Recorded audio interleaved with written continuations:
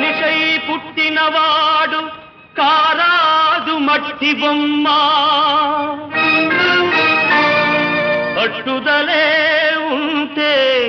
కాగలడు మరో బ్రహ్మ కృషి ఉంటే మనుషులు ఋషులవుతారు మహాపురుషులవుతారు తరతరాలకి తరగని వెలుగవుతారు ఇలా వేడుకులవుతారు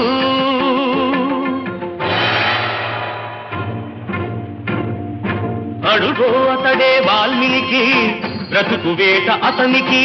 అతి భయంకరుడు యమకింకరుడు అడవి జంతువుల పాలికి అడుగో అతడే వాల్మీకి